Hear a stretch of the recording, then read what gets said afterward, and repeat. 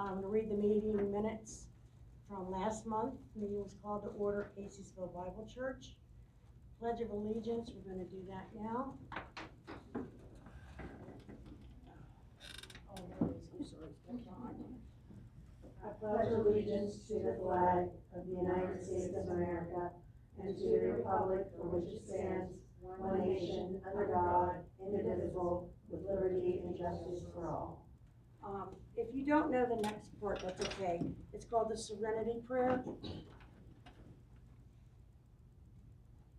God grant me the serenity to accept the things I cannot change, the courage to change the things I can, and the wisdom to know the difference. All right, the restrooms are in the foyer out here. The men's is on the closer end, the women's on the far end. Everybody's signing in appropriately around the room. Old business. At the last school board meeting, Brandon Boyer made a lengthy speech about the video recording of meetings. Basically what he said was he didn't like it, but realized there was no way to stop the recording. So no one was asked to leave the meeting. A little background, I was expected to be escorted out by the school resource officer in handcuffs, and I was ready for him. Oh, gosh. Over something so petty, you know. But he finally saw the error of his ways, and we were allowed to record. The problem was, at that particular meeting, we had a big malfunction with our equipment, and it didn't record not a minute. But we never told the school board that. You know, what they don't know doesn't hurt them. Let's see, new business. I had 2 resignations, both Ariel and Tina resigned. They were my right and left arms. They both had other issues in life going on and decided they couldn't balance out everything, and I respect that. That's fine. I am looking for help from anybody who would like to help with things. We need somebody who's a little bit, I'll say tech savvy, but not that much, just a Facebook thing. Keeping up with Facebook requests to join and that kind of thing. I have a guy, his name's Greg. He's just coming back from vacation. He sent, the last picture was from Bimini Beach. And I kind of hate him right now because it was like 80 degrees or something like that down there. So he'll be back with us next month. Good of the association. We're grateful to have Lois, Kanashiki, Close, very close. here to speak with us about taking back our schools.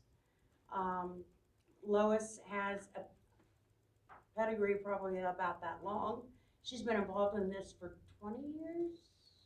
Something like that. Yeah, 20 some years. She's got a lot of experience dealing with getting people elected to school boards. There's a lot of information out there. I wasn't able to take the class Tuesday night, but I've been trying to go through it a little bit here and there. And wow, there's a lot of information out there. I didn't realize it was so much of it. So without further ado, Lois, take it away. Oh, awesome. Thank you.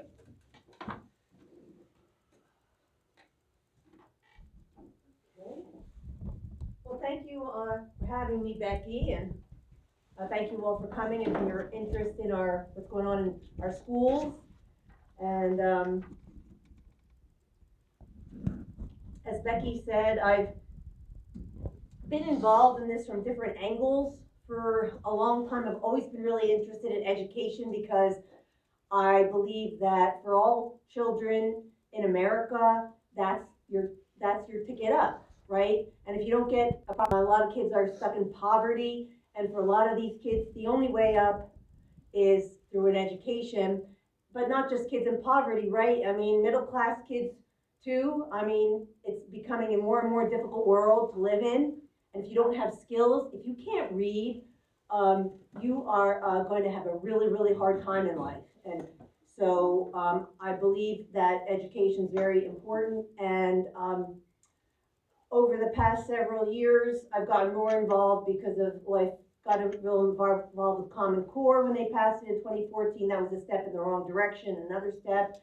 And then recently with some of the other trends that seem to be hitting our schools kind of all at once, which we're gonna go through. It's become more and more troublesome. So getting people involved, I think, is the quickest way to try to address a lot of these problems. And I want people to know there are things you can do to take back your schools. Here, you don't have to wait for legislators to do anything. There's a lot you can do at the local level.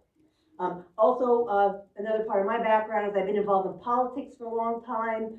I've taken hundreds of hours of training from the Leadership Institute, which is the world's premier conservative trainer of political candidates and activists, and also from my boots on the ground experience. I have a lot of grassroots experience.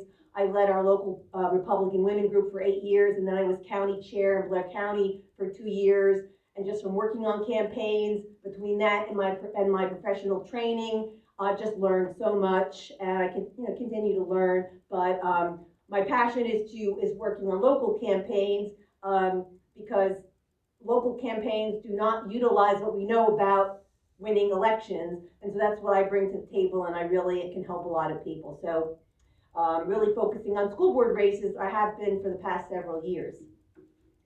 So one of the things I realized several years ago was that we could apply what we know about running campaigns to school board races and be very effective. Because I bet if I asked you who was on your ballot for school board in 2023, I bet most of you wouldn't remember. You might remember, if you were helping a candidate, you would remember that. But if you weren't involved or paying attention, is there anybody here that knows who's on their ballot for school board in 2023?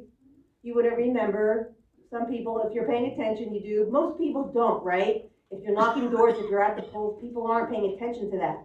So this is something we can do to help candidates. If we know the tactics to use, the methods to use, we can help them get elected by informing the public. So I started a PAC to raise money for school board candidates.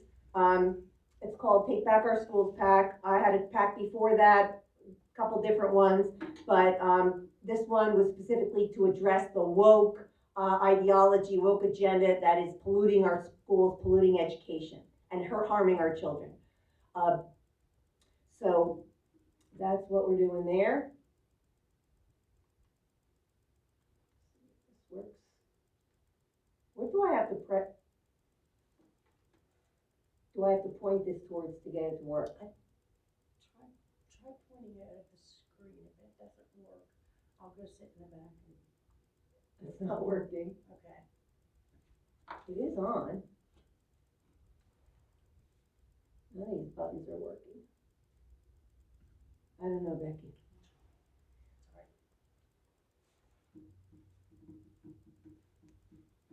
If I remembered my first slide, I could continue without this slide, but I don't remember.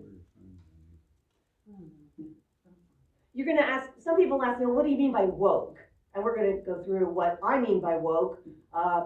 Woke is a political term, right? This comes from a political ideology, and there's different aspects to it that I want you to know and recognize when you see it in your schools. There you go. What's going on in your schools? So the first thing to know about is social emotional learning. Has everybody heard that term by now? Yes. It's pretty much in every school. Social emotional learning. Shifting the focus of education, which has been happening for a long time, by the way, from academic learning to molding attitudes, values, and beliefs, and assessing progress towards goals using pseudo-counseling to further the agenda and undermine parental authority. And that's a lot, but that's pretty much what you get to in the end. Social emotional learning they're using social emotional learning, and it's very interesting. I've watched many school districts pass social emotional learning programs. There's different ways they do it. I looked on the Tuscarora. Is everybody here in Tuscarora School District, or do you have some other districts? Green. You might know if your school district has a social emotional learning package program. In Cumberland Valley, we have Portrait of a Graduate. In Camp Hill, we have Leader in Me. And there's Wit and Wisdom. There's Character Strong, which they're doing a pilot program in Carlisle. There's all different names, and these are package programs that they use that are satisfying now a way schools are being assessed on social emotional learning scores. They're giving your school districts social emotional learning scores that are going to go into their school ranking. I found this out by accident in Cumberland Valley. They were assessing social emotional learning before they purchased their program, which is very interesting. So, so they either have these big box programs, which are going to be integrated into every subject, every classroom, every grade. They're doing it a little differently in every school. A lot of them involve these assessments, which are basically little quizzes or tests. And so they're going to be asking, some of your kids, you may or may not know, are taking first thing in the morning, mental health question or something. How are you feeling today? Thumbs up, thumbs down. They always want to know how the kids are feeling. They're supposedly they'll tell you they're trying to catch mental health problems, but that's actually not what it's going to do. They're actually looking for they're going to be testing for ideological, their values, attitudes, and beliefs, how they feel about different things, in the world, if they're accepting of LGBTQ, if they, their political beliefs of themselves or their family, which you're going to see examples of, which is really pretty scary, but, and that goes to the data mining. The data mining is being used for social emotional learning and to come up with personality profiles on all the children, because once they can do that, then through artificial intelligence, they'll be able to target your children based on their personalities with how to message them to get them to come along with the agenda. You're not even going to know this is happening. It's going to be so kind of inconspicuous. You won't even know it's happening. They're doing it with us. I mean, I notice when I watch, I watch like a lot of YouTube on my TV. I can tell they're targeting me with certain messages, and they're trying to they can tell, they know I'm conservative or whatever. They're trying to shift my thinking away to accept a different type of ideology. And they'll be able to do that with your children starting in pre-K or kindergarten. So it's really going to be difficult for them to get out of that, unless they're paying attention. Another part of that is the hypersexualization of children. We're going to go through that a little bit more later. From preschool on. In New Jersey, they mandate sex ed from age 4 preschool on. Sex ed for preschoolers. Okay. To accept the new normal of sexual activity and language, which separates one generation from the prior and destabilizes children. When you say the new normal, if you read some of these things I put out on the table of books that are in your school district, you can see if children are reading these types of materials, they can get the impression that this is kind of normal and that they should think of sexual activity from a young age as being more normal, and if they're not interested or engaging early on, there's something wrong with them. You can see if they're reading these kind of materials, they could get that, not for every child, right, but for some children, you can see how this could get in their head that, well, maybe I should be thinking more about this. Maybe there's something wrong with me if I'm not interested. They could, it could give them a view of themselves. So it's all on a continuum, right? They want to move children more towards more sexual activity earlier on, accepting different types of sexual activity to destabilize them, because if they become destabilized, they'll be more dependent on the government in their lives, because they are not going to be emotionally and psychologically healthy. And then, I don't go through this too much, but restorative justice is a big problem, in particular in inner city schools or schools with where there's maybe more crime. Restorative justice, is anybody familiar with that term, restorative justice? That's the concept. It's a newer concept where since discipline is not applied equally, supposedly between like races or different types of children, instead of trying to fix that, we're just not going to discipline at all. And that's gonna make, that's equity, it's gonna make everything equal, and then that's going to be more fair. And so that's restorative justice. And if you read the book Why Meadow Died, which is in my notes somewhere, that was about the school shooting Parkland in Florida, which was in the news for a very long time when that kid came in and killed a bunch of kids at school with a gun. That was as a part of the result of restorative justice, because that child that went in there with the gun, if you read Why Meadow Died, you'll understand that, but there's other stuff out there. That's just a good example, but you will learn that this wasn't because they didn't take away people's guns. This wasn't because we need more gun regulation or gun laws.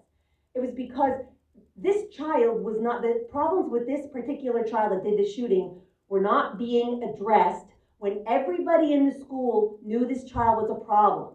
Everybody knew. In fact, right after the shooting, when it happened, pretty much everybody knew who had done it without even hearing the name, because this child was a problem and nobody did anything about it. That's a result of restorative justice. You can forward the slide, Becky. Okay, so James Lindsay, who here has heard of James Lindsay?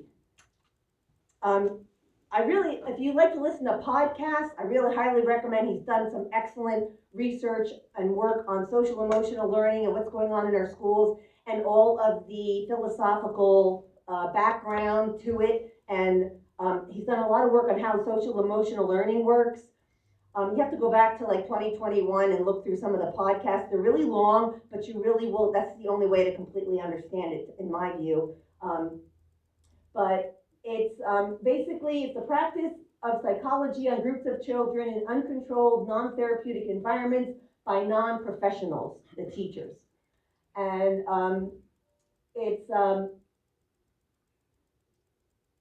they use the data to assess the students on the social emotional learning.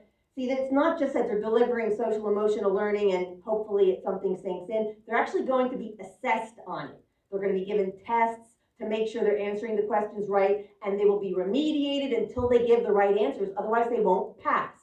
And this will continue to go on year after year after year, and eventually this may go into your child's social credit score and affect them getting a job if everything keeps going on the current trajectory, because that's where they want to go, like a social credit system like they have in China. You will hear the term competencies. If you hear this term competencies, that's social emotional learning.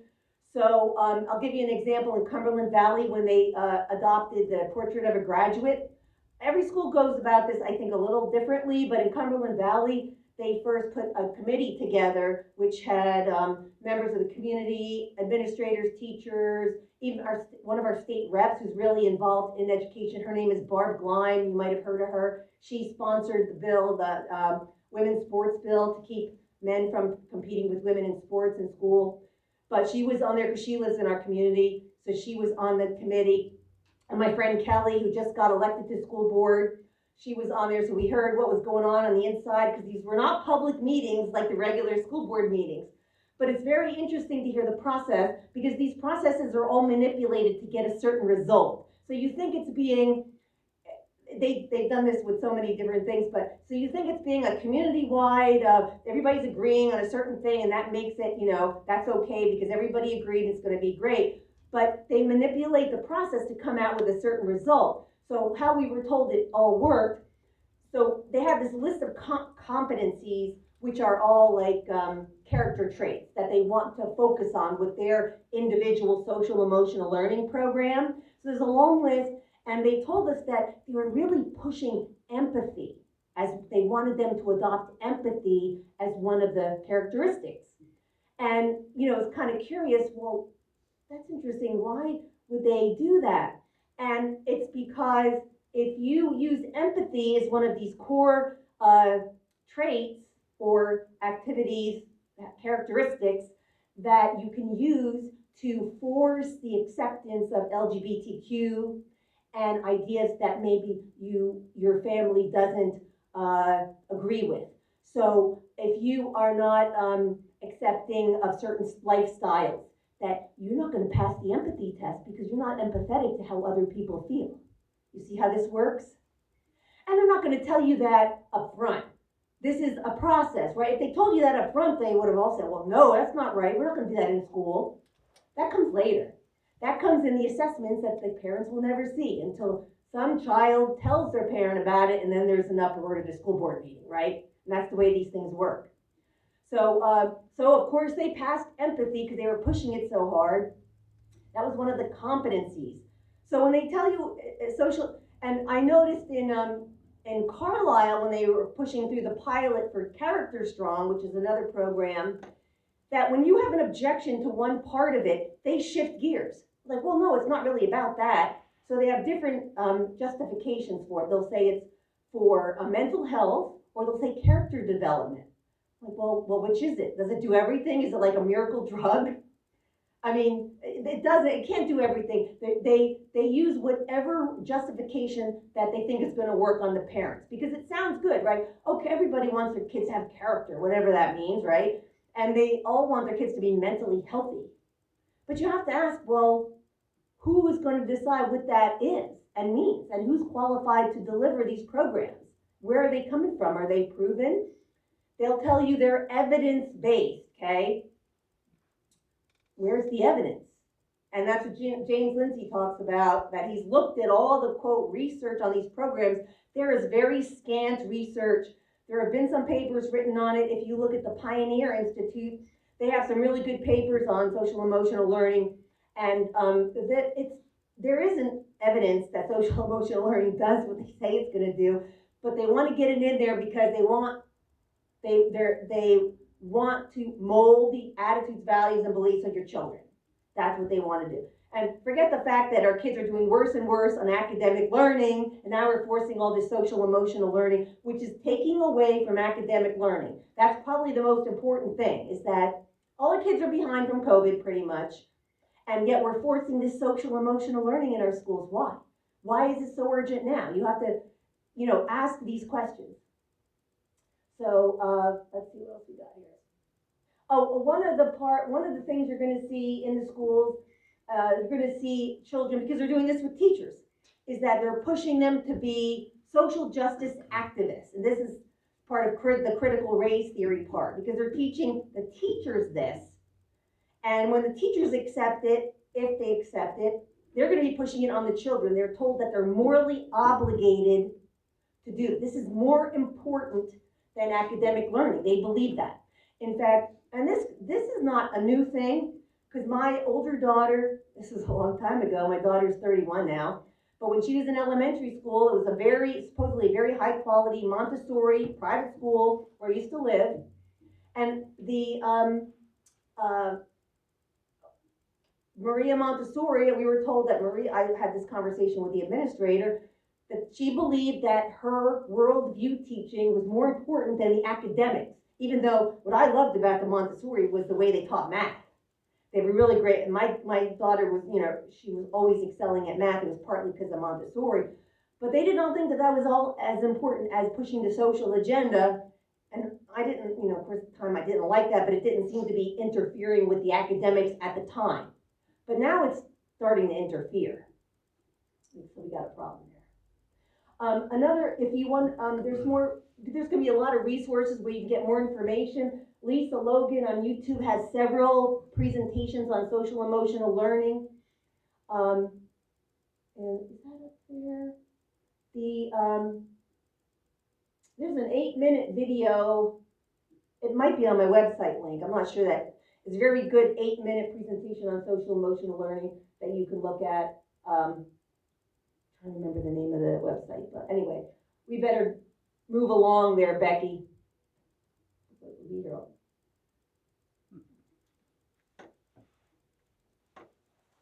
So,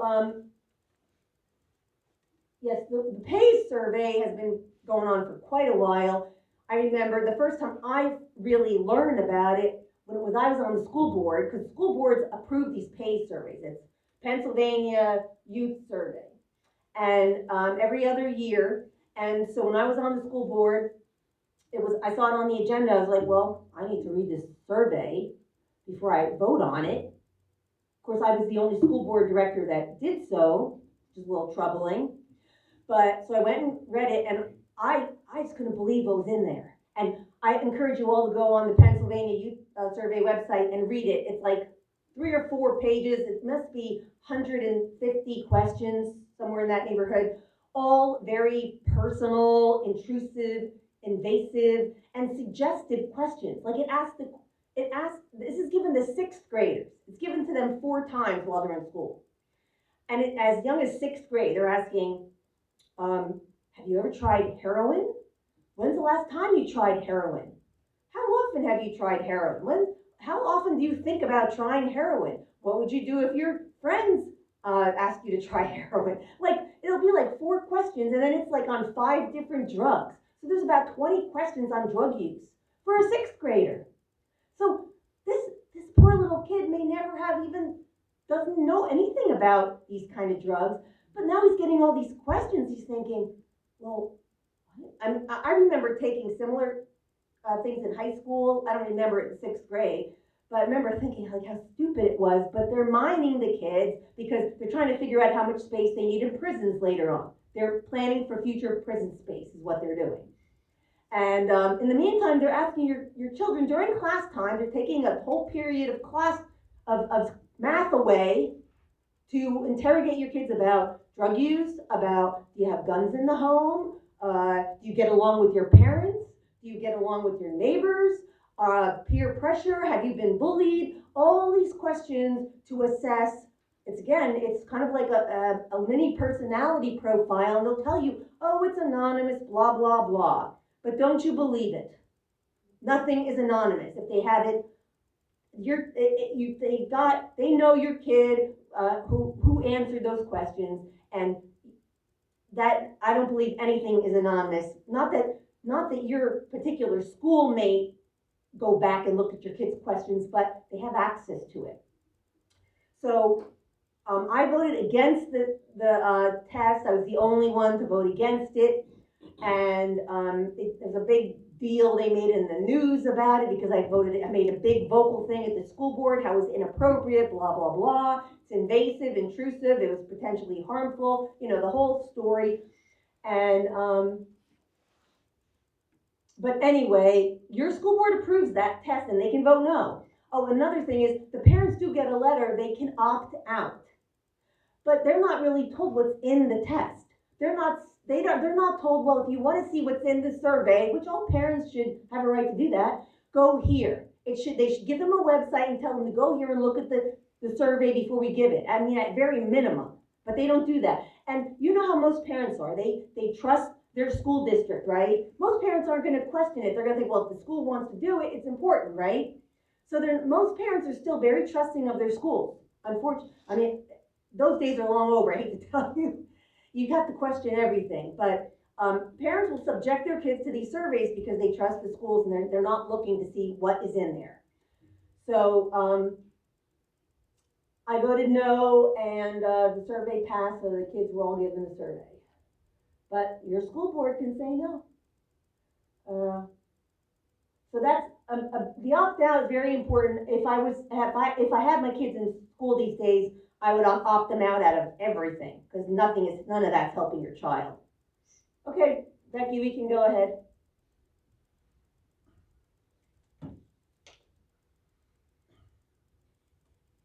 So another thing about the social emotional learning, and Abigail Schreier just has a new book out, just came out. It's called Bad Therapy. And it's part of this, what's going on in the mental health community is also bad. And Jonathan Haidt has written some stuff about this as well. He's a really interesting guy. He's got a lot of lectures on YouTube. But,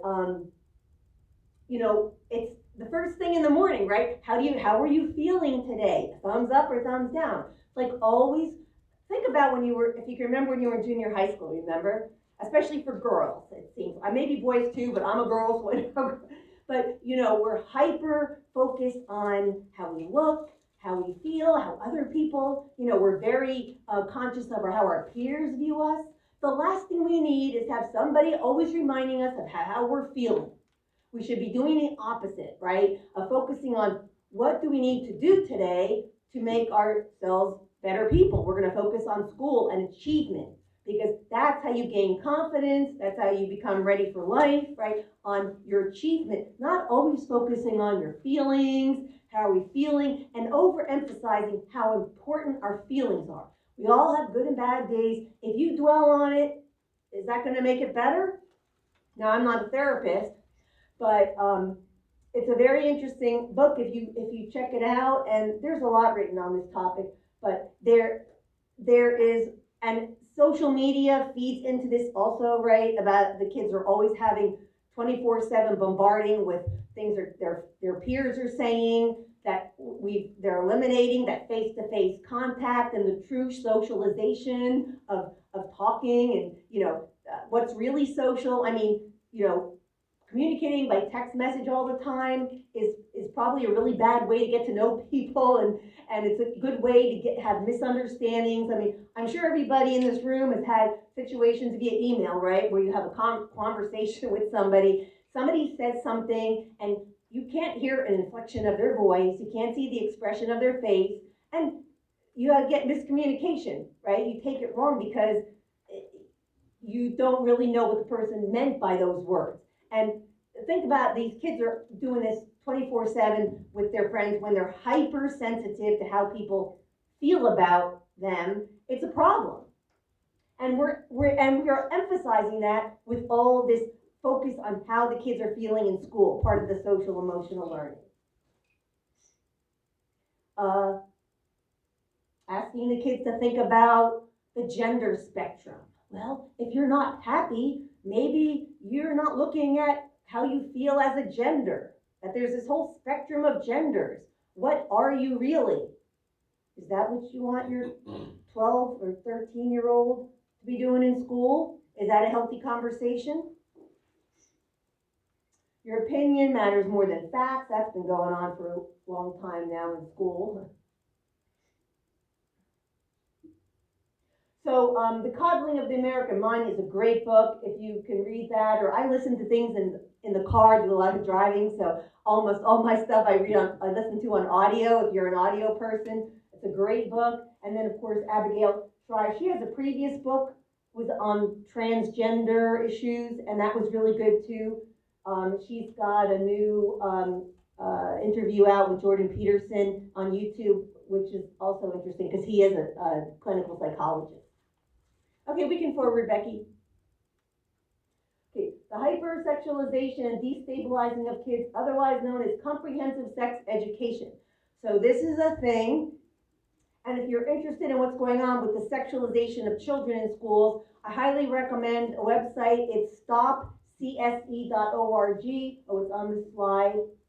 And it gives you the history of this, and it kind of comes from the United Nations, but in the 60s, Alfred Kinsey was doing a lot of the first research on sexual behavior in human sexual behavior. He did, quote, research and talked to a lot of people about their sexual activity, and he even collected data on children, on sexual activity. It's very disturbing. There is a good video of Phil, what was his name? The old talk show guy, Phil Donahue with Phyllis Schlafly, who was a real champion for children, right? About this, about Kinsey's work, and it was really a good, and she talked about that. But he convinced the United Nations that children were sexual from birth, and that we had to foster their sexuality. They had a right to foster their sexuality from birth, and to expose them to all these things. It's not just sex ed, like making sure they're not ignorant about sex, which we don't want our kids to be ignorant about sex. But the question is, at what age and what material is appropriate? It always goes back to that. And we've seen instances where they're teaching children, elementary school children, to put condoms on bananas. That's normal, okay? But he convinced the United Nations of this back in the 60s, And the United Nations adopted this in their platform that about children, we need comprehensive sex ed from preschool on up. And this comes from the United Nations, as a lot of bad ideas do when it comes to children and families.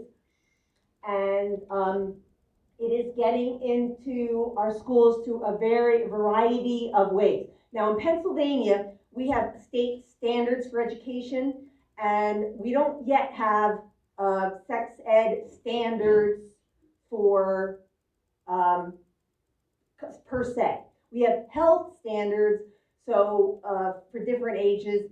We don't have the comprehensive sex ed in there yet, but believe me, it's coming.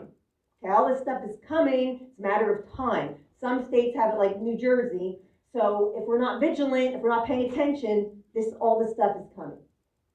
So when you see these books on your table, the copies of, these are books I found in Tuscarora School District.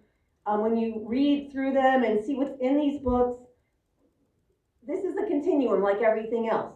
To desensitize children at various ages to sexual activity, sexual behavior, and to make them think that this is, it's very normal for young children to have all kinds of sexual activity. It's just all of what you want, what you feel like doing. Dr. Miriam Grossman has done some great talks on this, and her book, What You're Doing with My Child, something like that. You're teaching my child what? and there's it's in my notes, she did a very good interview with the Daily Signal, I believe, in a year ago, September. I have it in the notes. She tells you exactly why this is unhealthy for the children, and especially for girls. That sexual activity, when girls have sex before they're ready, they react differently than boys. They are physiologically, biologically, we are we are created to have certain responses, to certain reactions. And girls get very emotionally attached, whereas boys don't. And this is a problem. If you think it's normal to just have casual sex, girls aren't wired that way. Girls are wired for commitment because we're the mothers. We have babies. And when sex is an activity to have babies, that's why God created sex. And so, our biology is set up perfectly for that. And we want a monogamous relationship so our kids have a father. And so, but girls aren't being taught this. They're not being taught, and I certainly wasn't taught this, that it's normal for girls to want that attachment. Once you have a sexual relationship with a boy, you're gonna, as a girl, you're gonna have a normal girl gonna have a different reaction, and if they don't, there's something wrong. If they learn to take sex casually, like it doesn't mean anything, they are going to have trouble forming committed relationships at some point. So this is a very, very dangerous thing to teach, especially young girls, that sex is casual and okay at any age. It's very dangerous. But yet, how many girls are growing up that way? A lot. That's why we have so many problems. That's one of the many reasons. Queer theory is a big thing now. It's the Q in the LGBTQ. The Q is what the most dangerous part of the LGBTQ.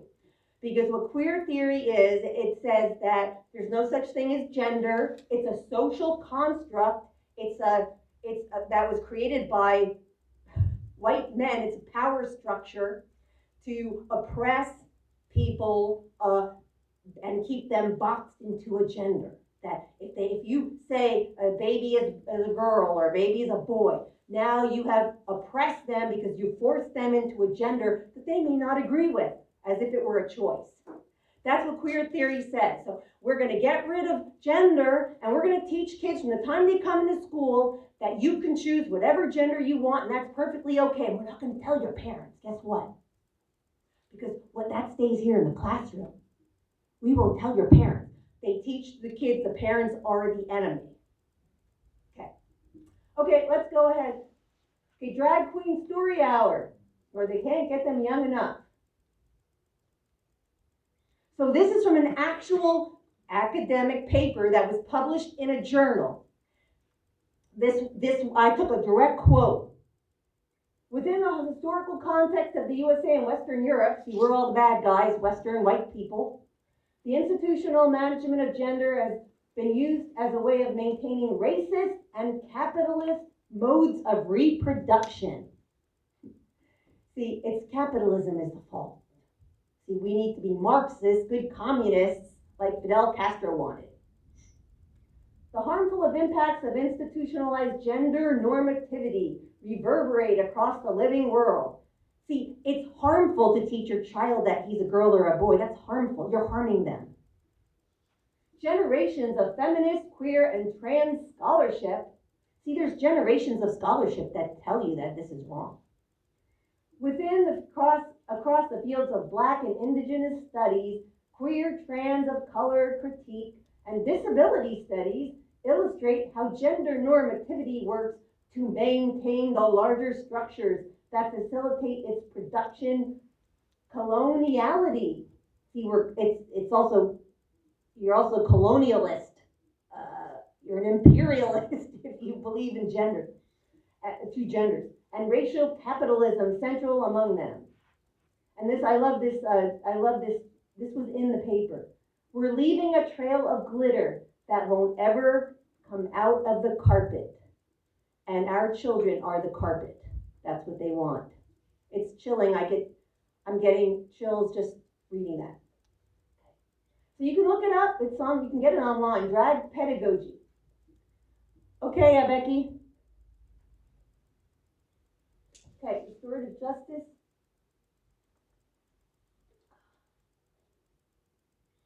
We kind of went through that. Huffington Post. So if you go through, it's interesting, if you go to the Department of Education website, Pennsylvania Department of Education, you can see some of the teacher resources. They have resources for teachers. You can see what they have for news. The only legitimate news sources they have on there are left-wing news sources. Fox News is not on there. Only CNN, MSNBC, NPR. A Huffington Post article. Anybody familiar with that? Huffington Post. It's a very left-wing news outlet. Okay, go ahead, Becky. Okay, critical race theory, or why don't you want to teach history? Because that's what they used to say. There are people here that don't want to teach history. I have to laugh. That is not what critical race theory is, folks. So critical race theory is a worldview. It has nothing to do with history, but they want to teach history from a different worldview. If you know the 1619 Project, it rewrites history completely. They say that America didn't start with founding fathers, 1776 and all that, like we were taught. It starts with 1619 when the first slave ship came to our shores. And then it rewrites all of history, causes of everything. The woman who wrote it isn't even a historian. She's a journalist. She's an activist. Her work was challenged by actual historians, and they never, they responded to some of them. Most of it they didn't. There have been two really good books written on to rebut the 1619 Project. One is by Peter Woods from the National Association of Scholars. The other one is Mary Graybar, which I'm reading now. The Graybar book, I have it on my phone. It's really good. It's very dense going through history, and if you like history, she goes through it all. But they want, and they've been doing this now for a while, but now it's just getting worse. They want to teach your kids that America is just a bad country, right? An evil, bad, racist, everything is racist, and we want to accept as much affirmative action. They don't call it affirmative action anymore, but those type of programs, now they call it equity and diversity, equity, and inclusion in order to rectify it. And I have some slides later showing you actual training that a teacher shared with me from a 2 full-day training class of CRT indoctrination for local teachers. 2 full days to make the teachers feel guilty about being white, and to teach them that you can't not be racist if you're white. You can't not. Babies, they say white babies are racist. They have proven it. And So the only way to make up for your racism is through activism. You have to become an activist, and you have to teach the children to be activists. That's your only remedy. That's what they're telling the teachers, and some teachers are buying into it. Those are the ones that you have to be really careful about. And anytime you see anti-bias in any of your education literature, that's CRT. Just remember that there are a lot of kind of code words. Anti-bias is CRT. That means they're going to be indoctrinating you with CRT propaganda. Okay, Becky, you can advance it. So, and the name of it is diversity, equity, and inclusion. This is the way they implement the CRT to get everybody on board with the program. Okay, diversity means you have to accept the LGBTQ agenda. You just have to. That's why you're seeing gay pride flags in all the schools, because the teachers feel if they don't put that up, then they're not woke. They got to be woke. Gender is fluid. One can change their gender at will. Equity is not equality. Equity means everybody finishes at the same place. It's the further dumbing down of education and everything. And it's really scary when you see now equity in medical school. And it's getting dangerous. And think about equity in airline pilots. And we're starting to see more problems with airlines. Everything is being dumbed down for the sake of equity. The standards for the US military and for firefighters have all been dumbed down so more people can pass them. So we're going to have less qualified people doing very, very important jobs in our society. And when it comes to going to a doctor, I don't know about you, I want the most qualified person who was trained right, not a doctor who wasted time in DEI classes instead of learning about important medical things. But equity means everybody finishes at the same place, so we don't really care about the kids who really can excel, who are the high achievers, high IQ, who we want to be ahead, right? We want those kids because those kids are going to be the engineers, doctors, lawyers of the future. Those kids are going to solve the problems, not the kids with low IQs. It's going to be the kids probably with the high IQs for the most part.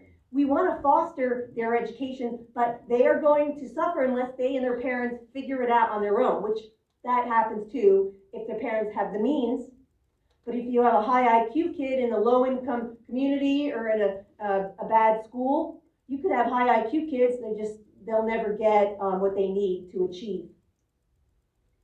Inclusion. You must accept the made-up idea of gender fluidity and reject the science of two sexes. You have to be inclusive with every, inclusive with however they decide at the time to define marginalized communities. That's the buzzword now, marginalized communities. And they will remediate those who do not accept the agenda until they crack. And what you're seeing now in some places that have had DEI programs for a while, they're going to have DEI audits. This is where they come in, they will actually audit your institution, whether it could be a business, it could be your local or your county government. And when they adopt these DEI resolutions, it's not just a meaningless statement or symbolic. Once they do that, you're starting down the path. And these audits are going to come in and they're going to look at what you've got going on. And if you don't have enough minorities, if you don't have enough disabled people, if you don't have a trans person or whatever, they're going to tell you need to fix it. You got to go out of your way looking to make sure you've got enough people from every little group instead of the most qualified people for the job. It's just absolutely ridiculous. Okay. Oh, I highly recommend, Christopher Rufo, he's great. You need to be familiar with him. America's Cultural Revolution. It's also an audiobook. It's a fantastic book, and that goes through all the history, how we got to where we are. It's really amazing. Okay, go ahead, Becky. Oh, okay, so here's from the slide. Can you go back, Becky? Yeah, I missed one, sorry. Can you go back to it? Oh, okay. So this is from the teacher training I was telling you about. Now you gotta remember, it's 2 full days, 16 hours, and there are probably 300 slides. No, maybe not that many, about 150 slides altogether. I'm not going to put you through that, but I wanted you to see a few, because if you only take one or two, you'll say, well, what's wrong with that? But you got to put it all together, and the way it's getting, it wants to, remember we used to use the term white guilt? Really playing on that white guilt.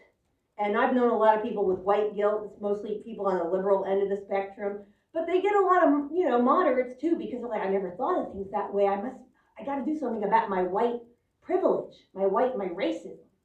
This is the pyramid of hate. So what I care about is the one on the bottom, because it's a pyramid. There's a continuum of hate that you're perpetrating, you don't even know it, okay? So have you heard about the term microaggressions? This is a very important term. This is when you say something that used to be considered, it wasn't any big deal, but, some people didn't like it. Maybe some people thought, maybe you're this or that. But now it's a big crime, right? And they actually have microaggression, like reporting things on college campuses that you could report if somebody commits a microaggression, they come after you. But, so this is a pyramid of hate. The top is the word that's genocide. I mean, nobody wants genocide, but they're implying that if you start at the bottom, well, maybe you want to eliminate people you don't like, you want to kill them.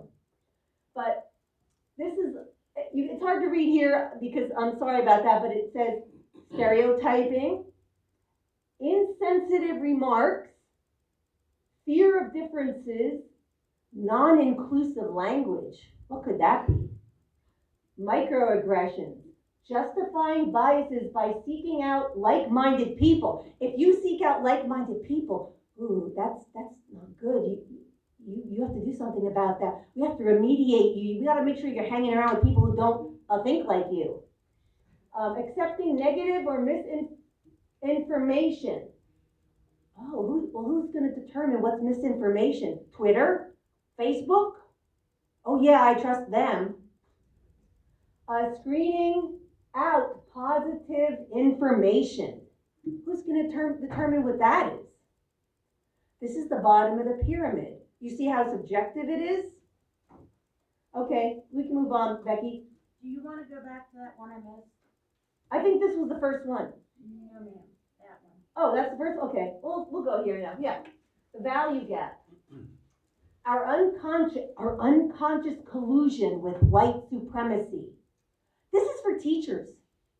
They want to tell you, they want to tell the teachers, they want to tell all of you, you have an unconscious, you're not aware of it, but once you are, you'll know you're racist, and then you're going to want to do something about it. You're going to join the movement to eradicate racism, which, by the way, they'll tell you could never be done. They don't know how to do it.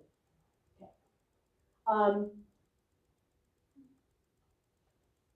We make ourselves in our most private moments, we make of the country. Okay, you can go ahead, Becky. Go ahead, one more. Okay, the preschool to prison pipeline. Now, you can't read this, but I want to tell you that this really infuriates me, and because they're telling you that, okay, there is a preschool to prison pipeline in a way, and they can show, like, those kids in Philadelphia, right, they're much more likely to wind up in prison than, say, kids out here. But is that because of racism, or is that because the schools suck?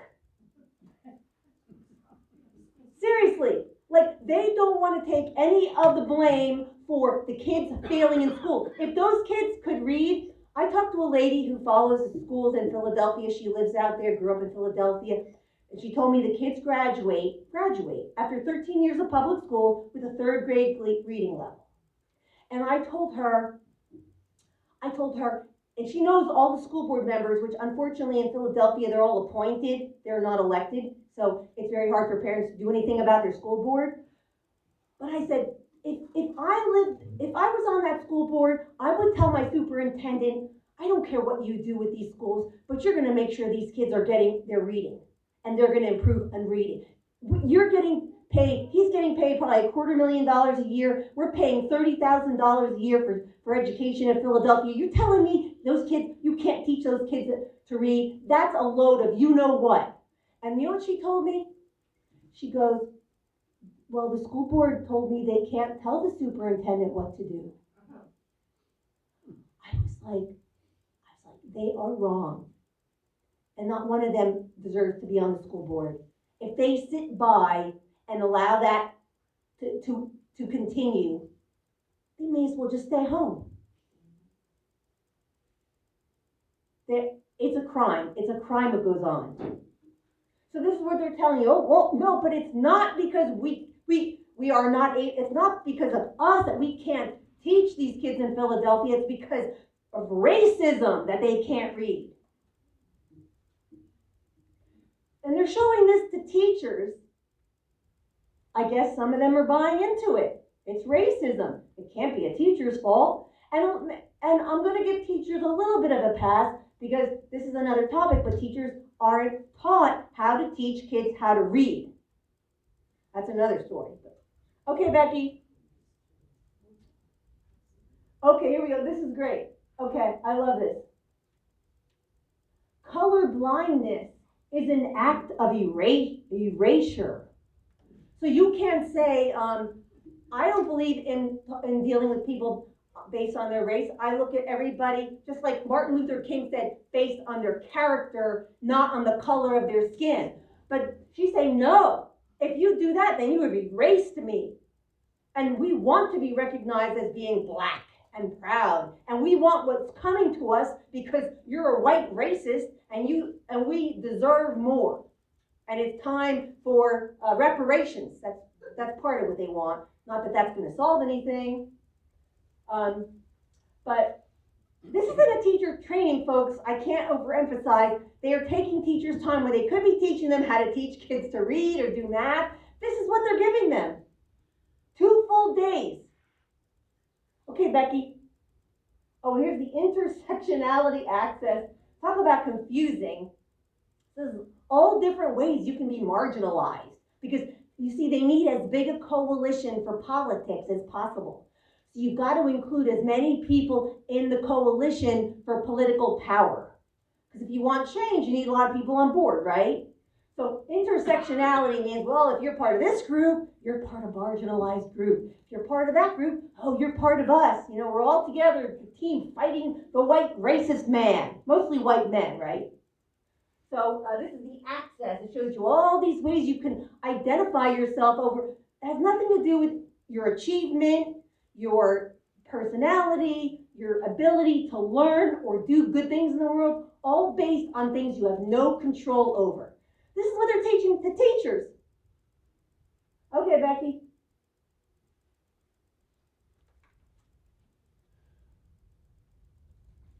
Here we come to the activism part of the program.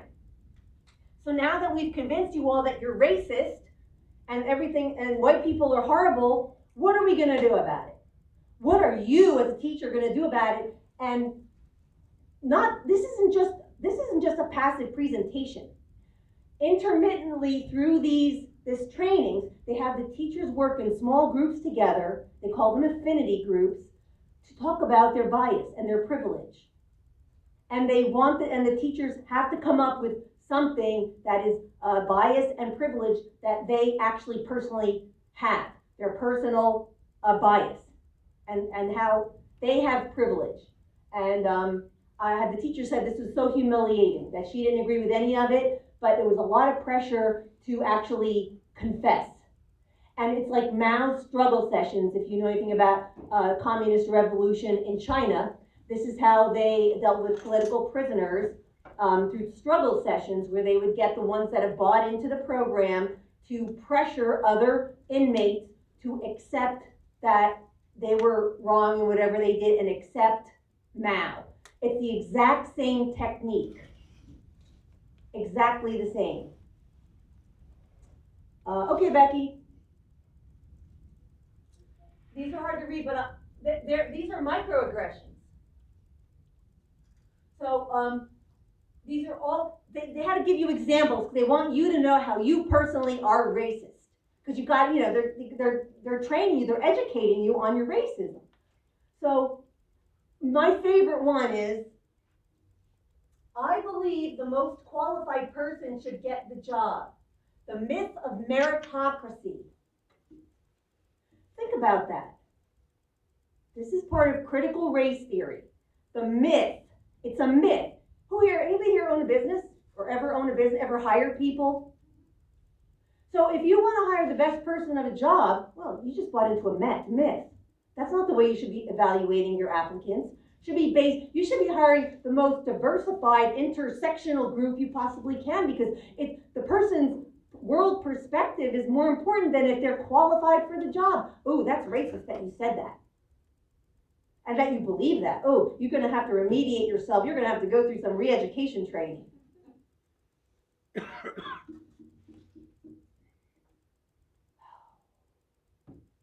If I say the most qualified person should get the job, I am a racist.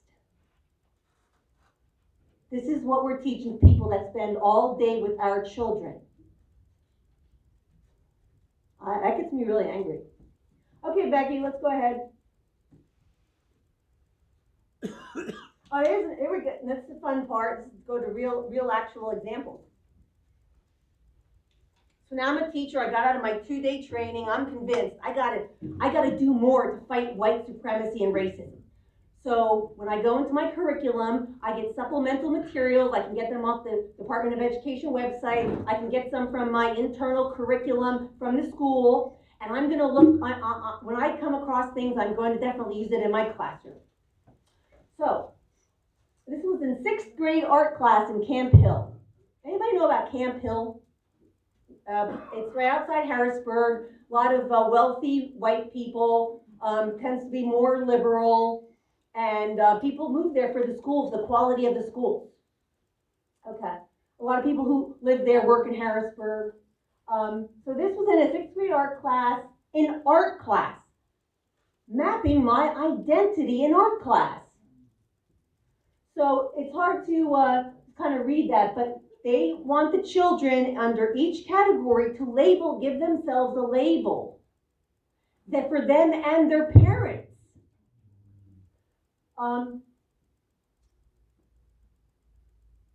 So we have your religion, because that's the school's purview to ask you about your religion, right? We've got my gender. Oh, what gender am I? You mean I get to choose that? Oh gosh, we'll have to think about that. Geography, family, health, communities, economic community. What part of the economic community? So as a 6th grader, I should think about what part of the economic community I fall into, and what does that mean? That's more important than me applying myself in school, because if I'm in a certain economic community, then I'm disadvantaged, and maybe I should be mad at somebody for that.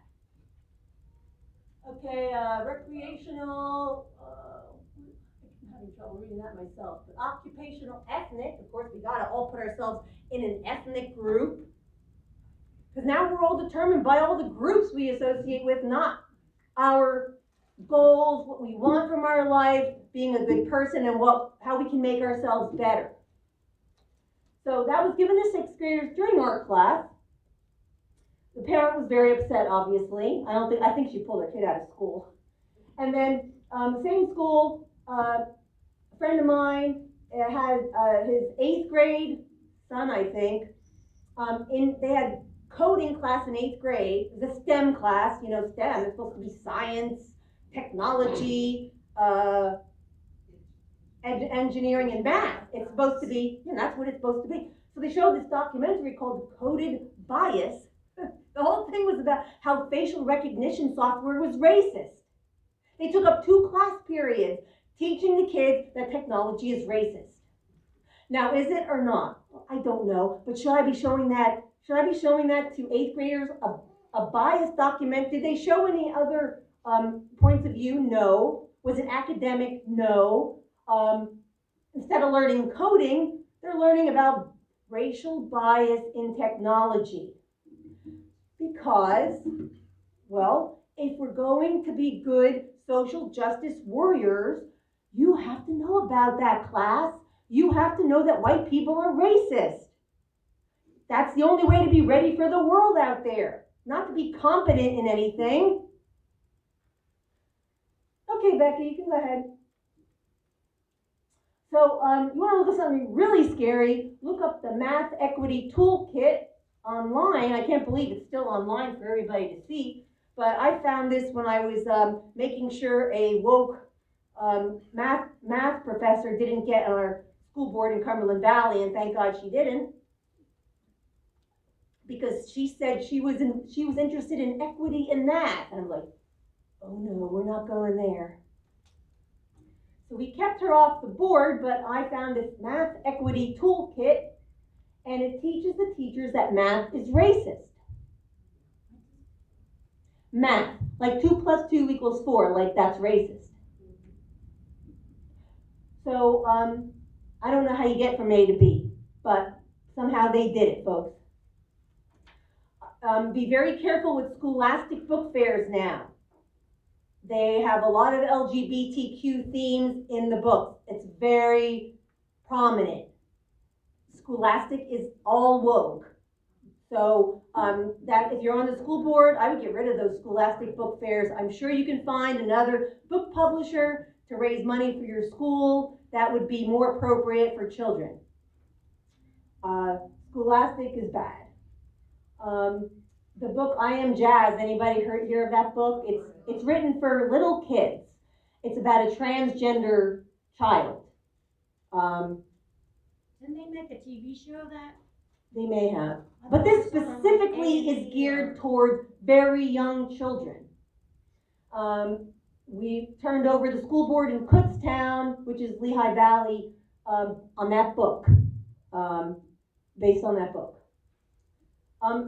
It's just a trend. It's not just one book. It's not just one teacher training. It's not one documentary.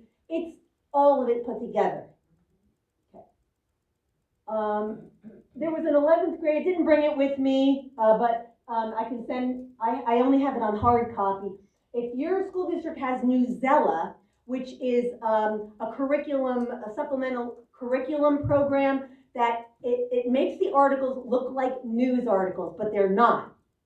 So they look like news to make it look more credible, but there's a lot of propaganda in there. And there was a 11th grade social studies class, and they were reading an article on World War II. And I'll tell you, this is a quote from the paper. I couldn't believe it when I read this. It said, Hitler wanted to make Germany great again. Great again in capital letters. Now, where did they get that phrase? Do you think that Hitler used that phrase? Why would they use that phrase? Why would they say Hitler wanted to make Germany great again? It's so obvious, but they can do it without saying it, right? It's devious and sneaky. That's the way they do these things, so they can say, well, no, we're not saying anything about any former president that we don't like. Okay. Genderqueer, if you're not familiar with that book, it's not in Tuscarora School District. I looked it up, but it's in a lot of school districts. We have it in one of our school districts in Cumberland County. It's a horrible book. I read most of the book. I couldn't even take reading the whole book. I read most of it, but there are graphic cartoon images of children performing sex acts on other children in the book, and this is geared towards middle school and high school kids. And it's to, there's so much in it that is just so disturbing, I don't even know where to start. But they know that we're looking up in the schools what books are in the card catalog, so they're getting around the card catalog, and if the librarian doesn't want to buy it because they know it's controversial, the teachers will buy it and bring it to school. And this has happened twice now. West Shore, they had it out in the library sitting on display. You know, those are the books on display that you're really promoting, right? But it's not in the card catalog. How would the parents know?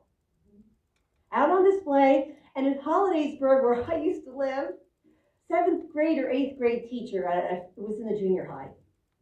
She had it in class. She wasn't, I don't even remember her, what subject she taught. She was reading it during class. She was apparently obsessed over this book, and she left it on her desk for the kids to see while she was reading it, and she got disciplined because it's a conservative area, but the American Library Association is pushing these books, pushing. It's not just like it's just part of our big library. They're pushing. Okay, Becky. So these are the books that I found. It was just it was a short. I didn't look at the whole. Go through a list of 100 books. There are hundreds of books that have been found in K through 12 schools and public libraries that are geared towards minors that are really inappropriate. But these are just, I looked up maybe 20 books or some, maybe, and I found these.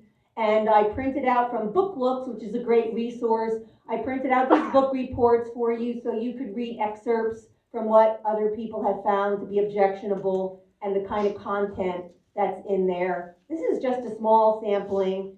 And these books are in every library has a lot of books that ought not be in there. Some are worse than others, and these are some of them. And I left those book reports here for you guys you can keep them if you want. Okay, Becky. So, what are the kids learning? Are they learning anything? Besides that they can choose their gender and maybe America is racist and America is a horrible place and white people are bad. And these are your PSSA scores from 2023. 8th grade, 6th grade, 68% not proficient in math. That's 2 out of 3 kids in 6th grade. How easy is it to catch up in math once you're behind? Anybody ever have trouble with math? Once you get in the algebra, if you're not behind, if you're not keeping up, it's really hard. And I was one of those kids that hated math. And I didn't care because I said, I'm never doing anything with math, so I don't even care. I was kind of dumb. but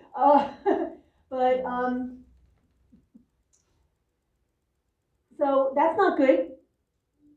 But it's okay to push all this other stuff. Here's the Montgomery Elementary School, 4th grade, 66% not proficient. I focused not on the middle school and elementary school, later grades. I look at middle school, things start going really south in middle school. I've noticed over the years. That's when, and I noticed even when my older daughter was in school, like, cause we homeschooled her for 5th and 6th grade. And she was way advanced in math. And not because of me, because she was smart and she had good math in her other private school. But then she, knew she wanted to go to public school in 7th grade with the rest of her friends, which I wasn't going to deprive her of that because just for various reasons. But and that was almost 20 years ago. But so I noticed as soon as she got in the middle school, like it was just they weren't doing anything.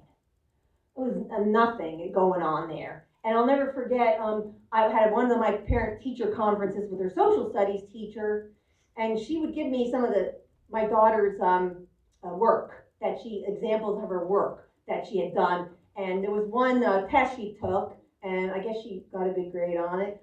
And I was reading her essay, and there's all kinds of spelling errors, grammar errors that I caught. And I mentioned to the teacher, I was like, I noticed that, you didn't correct the grammar errors in this essay. And this is what she said to me. Oh, that's not my forte. I was like, really? And and you wonder why the kids, aren't so, that was just one thing, but yeah, and there's a lot going on, middle school with their development. They're starting to go through puberty, and they're distracted, and now they have their cell phones, and some of the kids, the last thing they care about is the classroom. You may not hear anything about the classroom because they're thinking about boys and girls, and does this one like me? Does that one like me? Which clique am I in? They don't even care about what's going on in their classroom. So it's hard for parents. But and Tuscarora School District, I did a back of the envelope calculation. You can get this on your department. Now you can't get the 18,000 figure. That's what you guys are paying, but I took the spending for that school year 2021-22, that's the latest year they had data for, and then I took the number of pupils, which is on a different spreadsheet, and I just did it divided. So I took the total budget, the total spending, divided by number of pupils, plus almost $19,000 per child for that. Those are your results. Okay, Becky. I'm listening to this for the second time. I highly recommend, this is just a fascinating and very disturbing story. It's called Soul the Story, and it's about how teachers have been taught to teach kids to read. And it started in like the 70s, and they adopted this program, really had no science behind it. The whole language, basically the whole language approach, which doesn't work. And we've had science for decades showing it didn't work, but they adopted it anyway. And then it became very political because they're making so much money off this curriculum. I mean, so much money. You know, once you have money involved, just try to change things. So I highly recommend that podcast. You can download it on listen on your podcast on your phone. 54% of American adults read below the equivalent of a 6th grade level. It's probably going to get worse, right?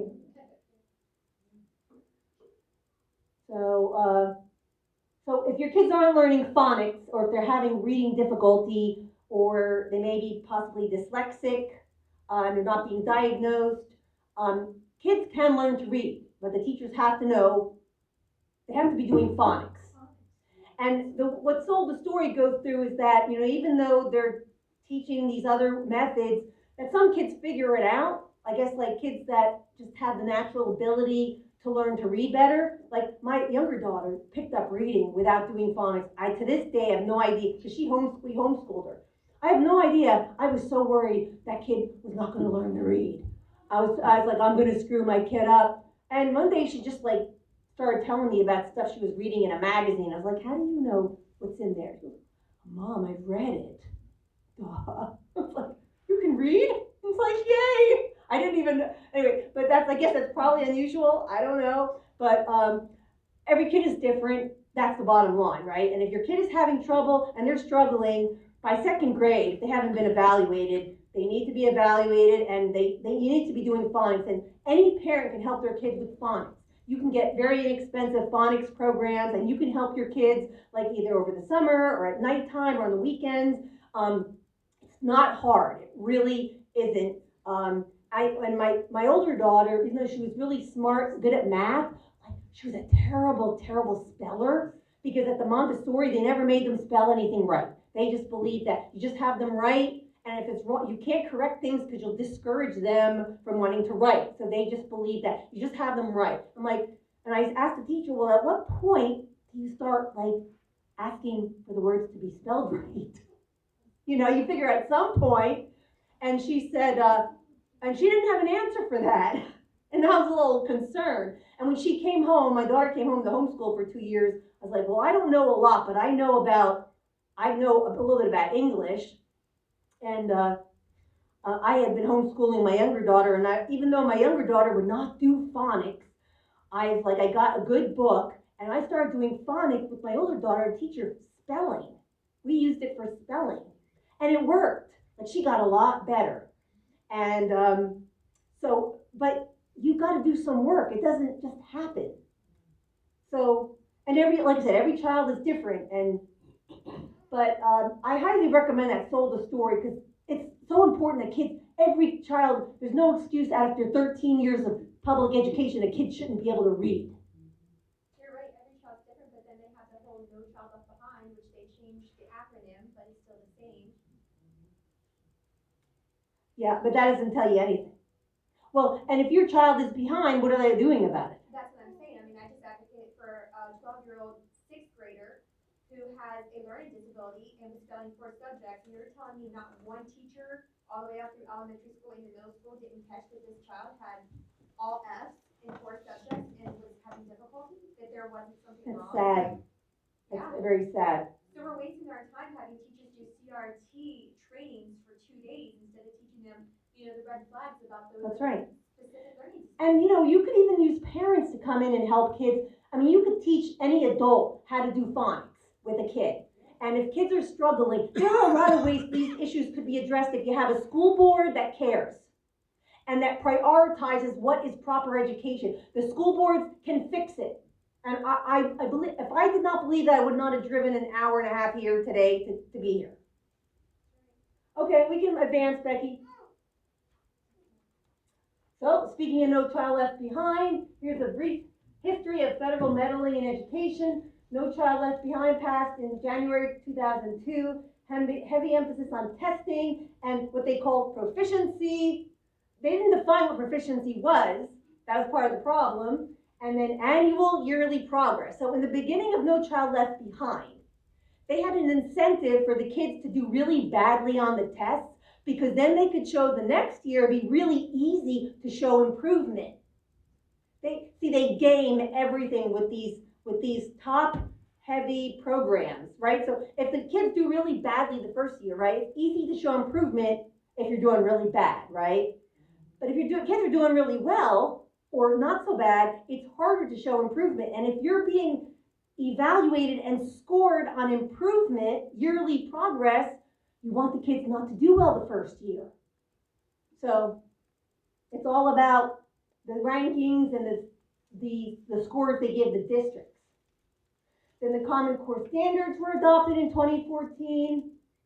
Governor Rendell signed a Race to the Top grant request that was through Obama, and that committed us to Common Core standards without the legislature knowing anything about it or the parents knowing anything about what Common Core was.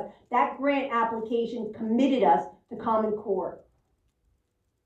Slows down math by 2 years. School districts are still aligning to Common Core. In Cumberland Valley, which is supposed to be a better school district and more wealthy, they are still, this year they just purchased a math program, which I had a problem with what they purchased, but that's another story.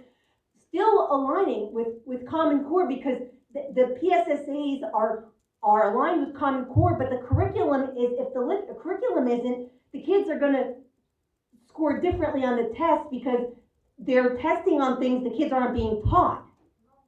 So the curriculum has to be aligned with the test scores, and it's all slowed down 2 years. And people who know Common Core math say Common Core math is not designed to prepare kids for college.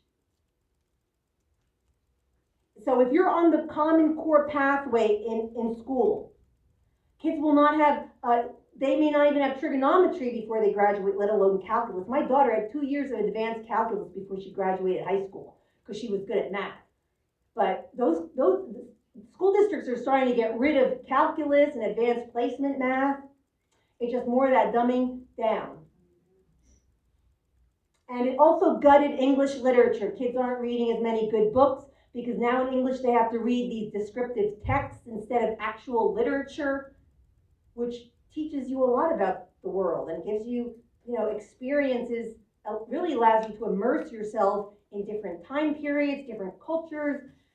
It's a whole different way of learning, and we're gutting that too. The National Association of Education Progress is the only standard benchmark we still have to assess how our kids are doing over a number of years, because they keep changing the standardized tests. So if you look at they call it the NAEP, if you can go on it, and it just keeps going down. Since Common Core, it's been going down. Every year it's going down. So none of these, quote, reforms in education have done a lick of good. Okay, Becky. Sorry. Okay, knowing your rights and spreading the word.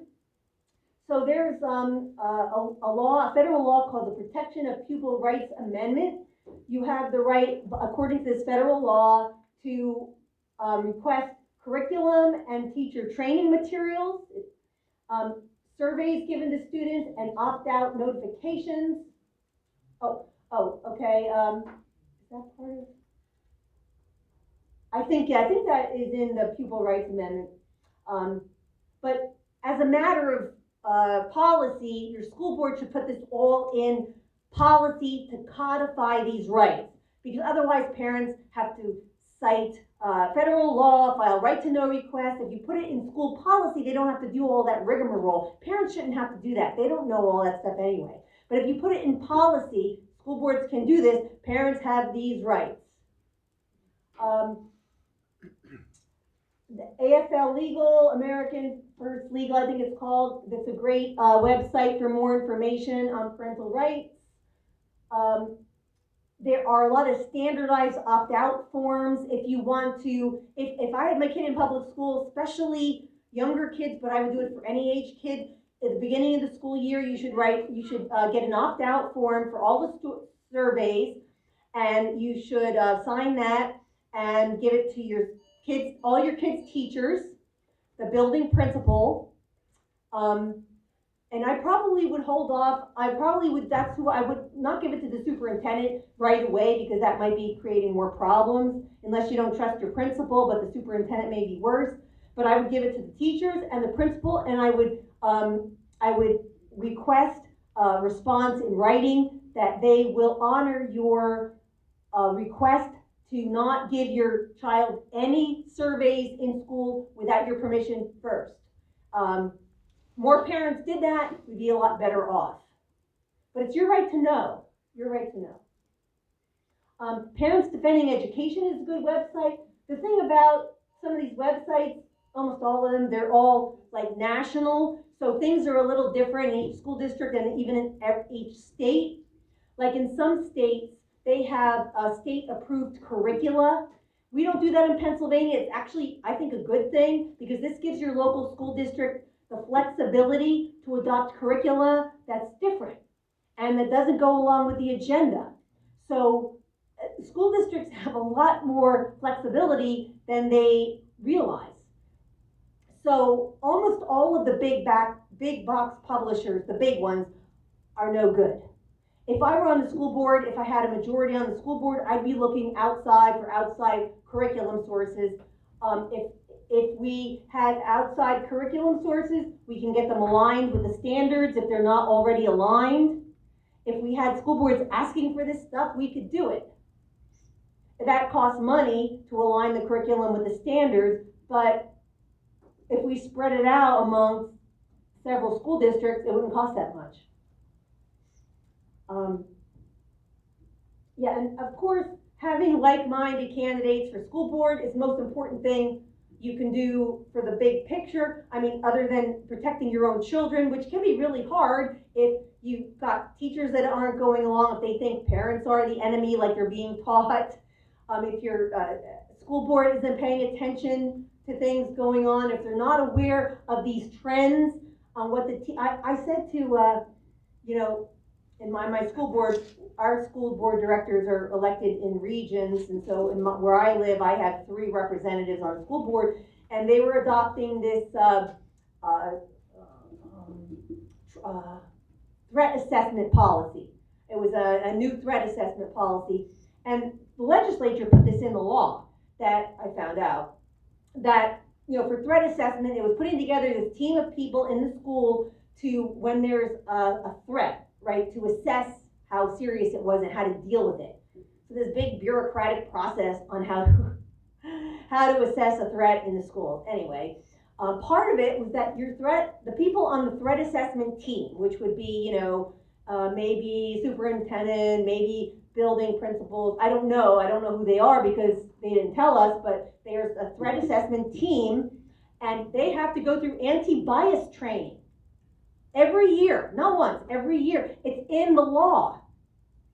And so, because the first time I went at the school board meeting and I spoke out against it, I said, this is just CRT indoctrination. Why does our threat assessment need this? They don't need this. They should be learning how to assess the threats and making our schools safe, not CRT, not well, if it's a black kid, we got to be careful that we're not being biased, because we don't want to we don't want to punish a black kid because we are biased. How are we going to know if we're biased? It's ridiculous. But anyway, I said, you should take this out of the policy, and the superintendent was ready to chime in and say, well, we have to because it's in the state law. And they love it when they can say that because it gets them off the hook. So I was like, okay, that's fine, I'll accept that, but you can make those trainings public so we can all see them. Oh, they don't wanna do that. So I had a big conversation with one of my school directors. I said, Bud, his name is Bud, he's been on the school board like forever. I was like, Bud, all you have to do is add to that policy, these trainings will be visible for public inspection or whatever, public review. Just if they're important, why can't we all see them? What's wrong with that? And this is what he told me. He goes, I think you're making too big a deal out of this. I was like, Bud, if they're indoctrinating the teachers, how are you going to save the kids? And this was a school director who said in a public meeting that over his dead body would he let CRT in the schools. But he was perfectly willing to indoctrinate the teachers. I said, how are you going to protect the children if you're indoctrinating the teachers? And he just didn't get it. Like, I'm sorry, if you don't get it, you don't belong on the school board. This is not small stuff. They are serious. This is a political agenda. They are preparing the children to be social justice warriors when they graduate, and we will never have a conservative president or governor ever again. And I'll tell you, governors are the most important people in this country. Just look at Ron DeSantis, what he has done in Florida. And no matter what the junk the feds try to push down our throat, state legislatures and governors can push back if we have people in there who understand what's going on. And this crosses political lines. This should not be political. This is about our kids. But governors can do a lot. So, but they want to make sure that they've got social justice warriors coming out of the K through 12 pipeline to change the political dynamic in our country. And they're doing a good job of it. Just look at what's going on college campuses. And it'll only get worse after they get better at indoctrinating the kids in K through 12. I mean, they've been doing it, but it's getting worse. It's going to get worse in college campuses. Just watch what happens over the next decade. Now, I have seen that supposedly there are some more conservative groups, kids coming out in even K through 12 that are rejecting some of what's going on in the classroom, but they're going to get a lot of criticism from their peers and pushback. Only the strongest of kids with support from their parents and the right temperament are going to have the courage to speak out. It's not easy.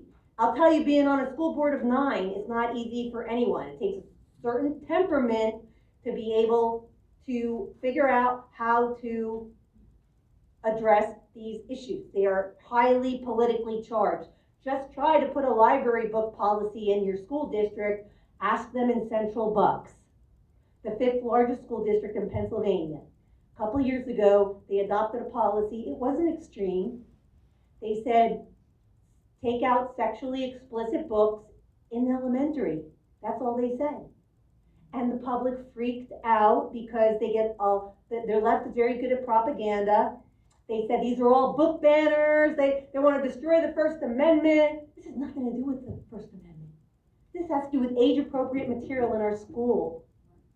The public trusts the schools to have age-appropriate, educationally enriching material in the libraries, not sexual propaganda. And they have violated that trust. All those librarians should be booted. And they kicked all those school board members out. Now Central Bucks is back to a woke school board. They reversed the policy. It's back as business as usual with the woke agenda now in Central Bucks, which, Bucks County is practically New Jersey, It's very sad, but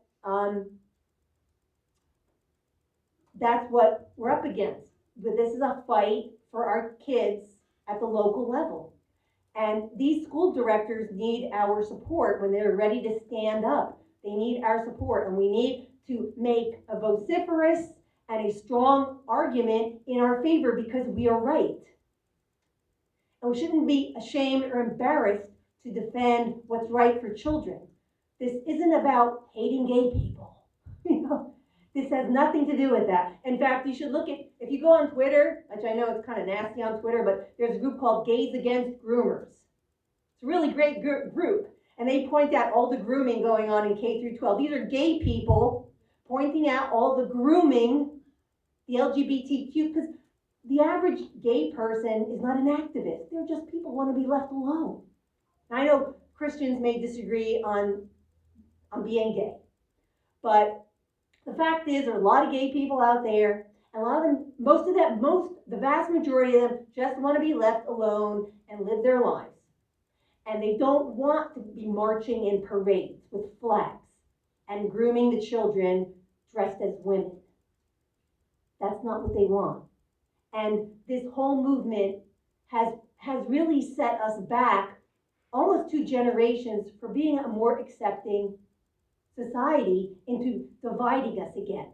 Dividing us by race, dividing us by sexuality, dividing us by ethnicity. This has to stop.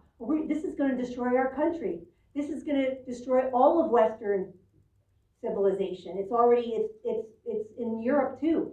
I don't know where it's worse. It's really bad in Canada too.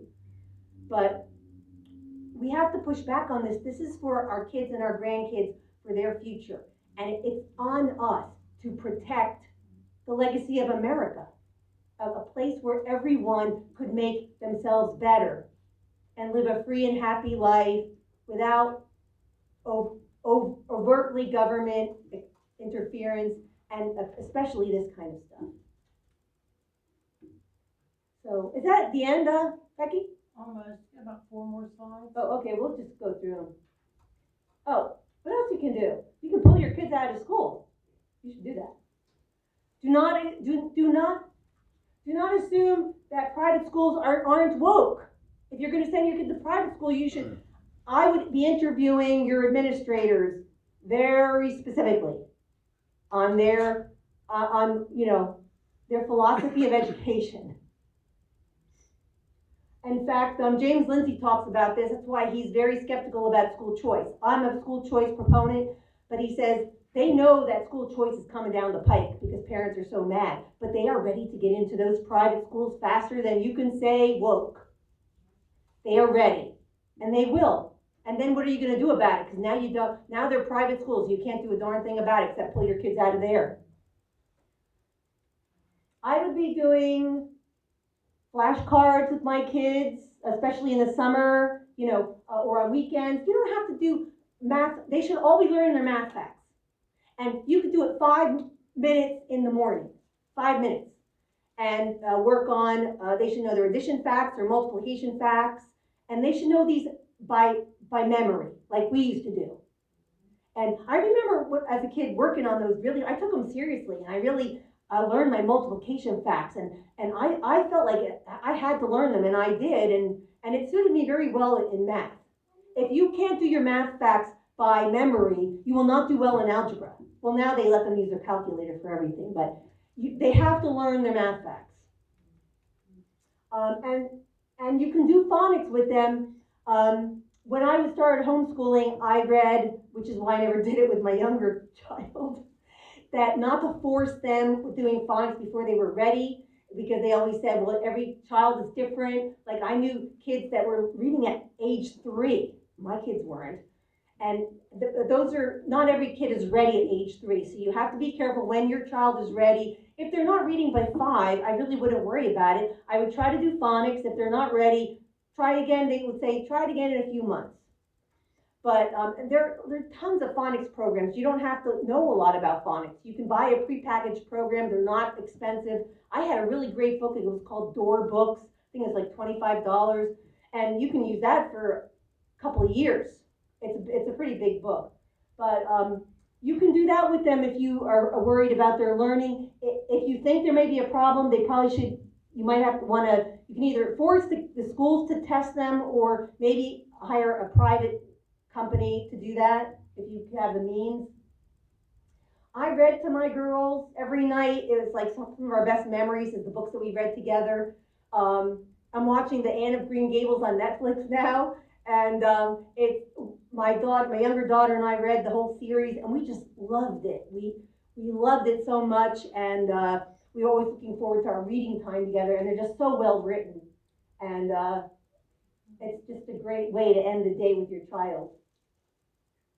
And, talk to them about what they're doing in school. Just ask them and let them know that you want to hear about things going on. Don't alarm them, but you want them to come to you if something strange is happening. Not that you want to say it that way to them, but, make sure you got that dialogue going on about what's going on. Or if you have grandkids, same thing with your grandkids.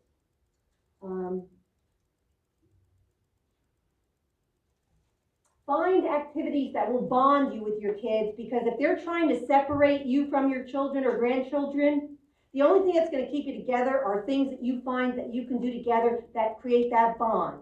So whatever it is, if you have a hobby together that you do, or an activity, or maybe it's like time in the kitchen, time in the garage, whatever it is, if you can find that bonding activity, that'll help keep you together. Especially you got young children, like over those teenage years, and get kind of rocky. I know it's really hard for me with my older daughter, and I regretted this, and I felt I could have done better, should have done better, but she got really busy with sports, and then between school and sports, I never saw her. And I felt that affected our relationship, in addition to the fact that she was a teenager, and I really felt like I wish I had prepared us for that time of life. I should have known better, because I had a really hard time with my adolescence too, and and she really, we're much closer now, but I still regret that we didn't have that together. And that's something that you kind of have to take the initiative as an adult, because they don't know. Let's see, activities. Don't be afraid to ask your teachers, questions, especially you see things. I'll never forget. I'll tell you this story. My daughter calls me from school. This is must have been 7th or 8th grade, maybe 8th, one year. All of a sudden I get a call. Mom, you got to bring in some canned goods. What are you talking about? She's like, I need canned goods. I need it for extra credit in English. I was like, excuse me? She's in honors English, okay? She needs canned goods for extra. I was like, that can't be right. It's like, Mom, I need it. You got to bring it in. I'm like, so first thing I do is they get on my computer. I email the teacher. I don't really know the teacher. So I email the teacher. It's like, hello, Mrs. So-and-so. My daughter, Sarah, said that you're giving extra credit in honors English for bringing in canned goods. I'm sure that's a mistake, but I just want to check it with you. She emails me right back. Oh, no, I'm requesting that, because if I don't give them extra credit, they won't bring in the canned goods. This is for, for the food bank or something. I don't have anything against that. I have something against giving my daughter, who's supposed to be learning English, extra credit for a non-academic activity. And the teacher, and so I'm like, okay. So I emailed the teacher back, because I'm a glutton for punishment. So I emailed her back, and I was like, well, I have to say, I think this is inappropriate for honors English, supposed to be advanced English, and I think my daughter shouldn't be given extra credit for a non-academic activity. I'm not saying there's anything wrong with your activity, but I don't think it's appropriate for you to give her extra credit for this. And she emailed me back, well, I disagree, blah, blah, blah. I'm like, okay, we have a problem. So I called the principal, and I needed to talk to the principal. And I said I needed to meet with them. So I went in, and I talked to them. And I told them what was going on. Something most parents won't do, because they're afraid their kid is going to get retribution or whatever. I was like, I'm more interested in the right thing. So I went in, and I want my kids to see that it's more important to stand up for the right thing than to worry about what the teacher's going to do to you. So I went in, and I'm calm, and Mr. Barton was his name, and he was a nice enough guy. And this is Hollidaysburg, it's a conservative area. I was like, Mr. Barton, I was like, I appreciate that Mrs. So-and-so, I don't remember her name, but is trying to collect cans for the food bank, and that's admirable, but I think it's inappropriate for her to be giving extra credit in honors English for this activity. And he agreed with me, and he put an end to it, and that was it. because just all I had to do was go and say something. And I didn't stop at the teacher because she was wrong, obviously. So it just takes somebody speaking out and taking some action. Not be afraid if you know you're in the right. Assert and defend your parental rights politely but firmly. Don't have to get, a lot of these teachers are also victims, right? And you have a spectrum. It's just like anything. Some are activists. They're very happy to implement their ideology in the classroom. They think they're doing the morally right thing. But some are unaware. And it just needs you to step up and say the right thing. A parent just shared with me that her daughter was given a sticker. The teacher ordered paw stickers because their mascot is like the Cougars or something with paws. So she ordered stickers on Amazon, all these different paw stickers, for school, school spirit, right? And I guess they were giving them out as bonus points, like for kids, whatever. And so I didn't even know there was a trans flag. Did you know there was a trans flag? So she was giving out, one of the stickers had the trans flag logo on it. And the parent freaked out. And she went to the principal. And she said, this is not acceptable. This is sex. And this was a fifth grade student. This is elementary school.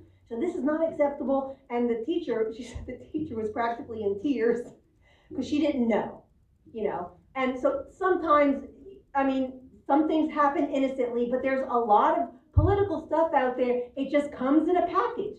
The teachers are looking for tools and activities or whatever, and it just comes and they don't realize what's in there. It's not always their fault, and I believe in giving the teachers and the principals, everybody, the benefit of the doubt. But if you don't say anything, nothing will change. So she went in there. Now they're gonna, guess what? These people are gonna be much more vigilant because this parent said something and spoke out.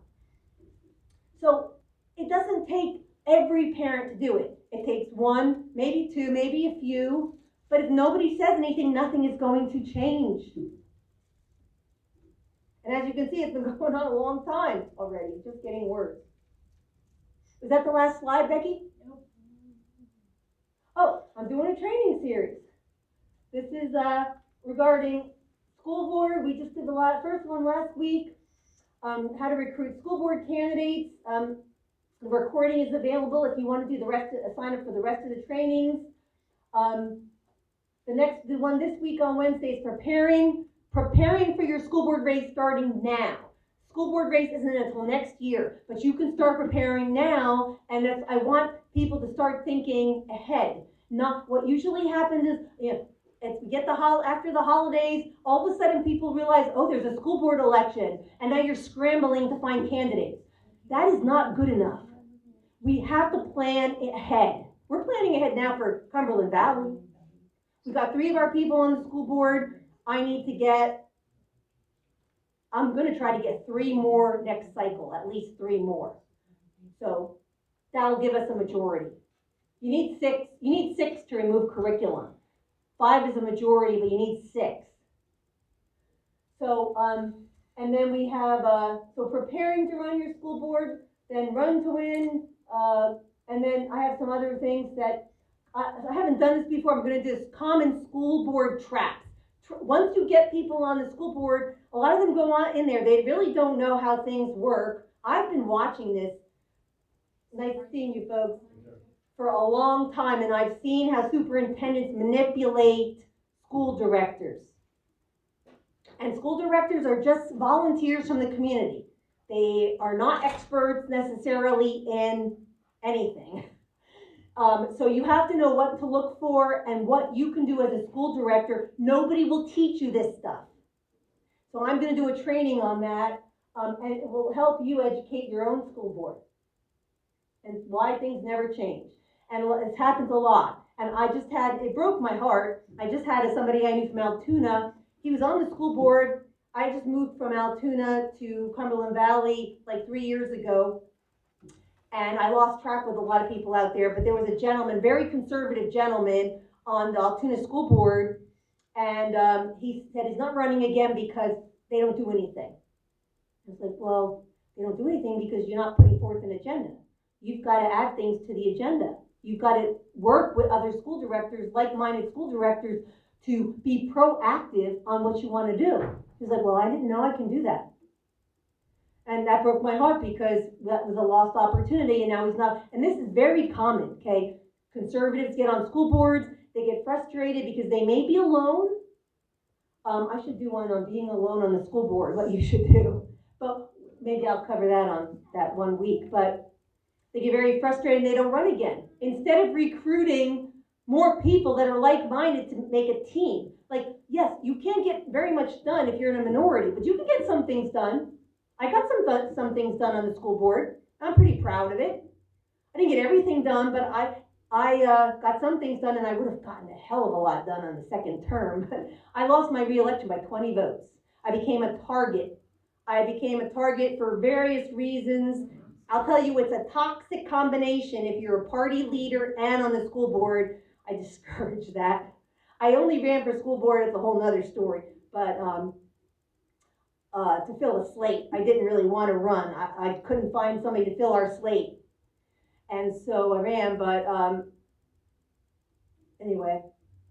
So that's going to be a good one. And then if you don't want to run for school board, but you want to help keep them accountable, become a school district activist, things you can do.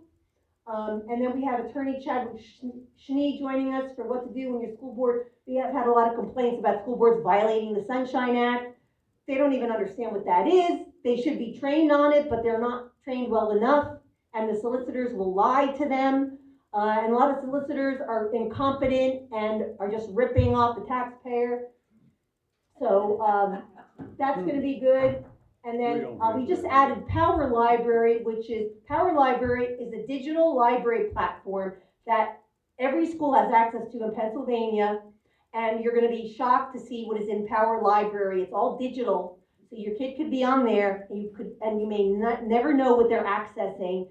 And it's shocking. And a friend of mine, Robin Patterson from pornographyisnoteducation.org, and Debbie Simmons, they're going to be doing that presentation for us.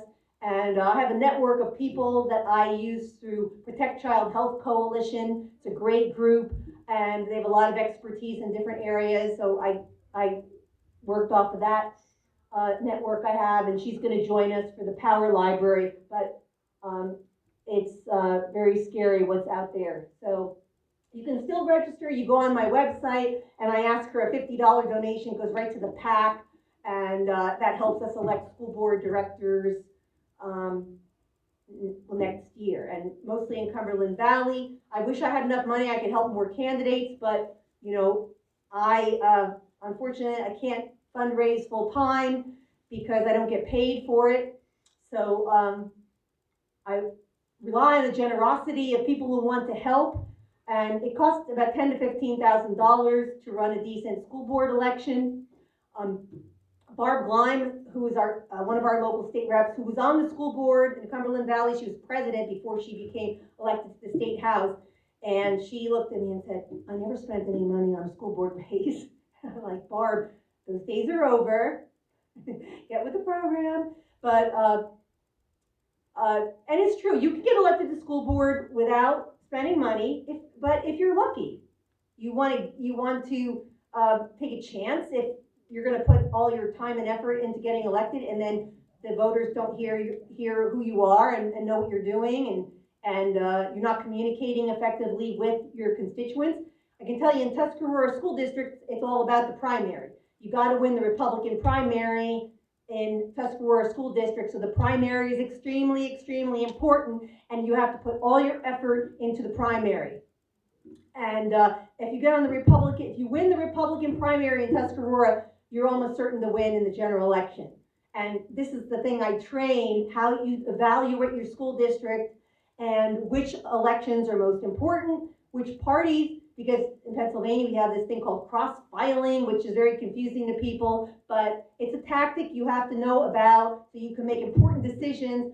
And this is part of your preparation, because if you're a Republican, and you may not know people, Democrats, I know a lot of Republicans, well, I don't know Democrats. You have to find a Democrat to circulate your Democrat petition. So you can start doing that now. So you don't want to be scrambling in next February trying to find a Democrat. So these are all little things we go through, and all things you have to start thinking about now so you're ready next year. You're not scrambling, because I'm telling you, scrambling in these elections is not fun. And you can spend a lot of time and effort, and then you lose because you didn't properly prepare. And this is what we want to avoid, because time is precious, right? Every year that goes by, every month, our children are losing out or maybe being harmed in school, and we're trying to bring our schools back to what they need to be. So, so that's what it costs. That's most of that is for direct mail, but we do other things too. So I just talked a heck of a lot. But does anybody have any questions or? Yes, sir. Yeah, when you had the PSSA math scores for the test first quarter, where did you find it? Pennsylvania Department of Education. And when you look at the test scores, you gotta be careful, because everything they do to kind of trick you into how bad things are. And so what they did, instead of saying not proficient, they have two categories. They have basic, and then they have below basic. So both of them are not proficient. You have to know that. So proficient is above basic. So you have to add together basic and below basic to come up with those numbers I had.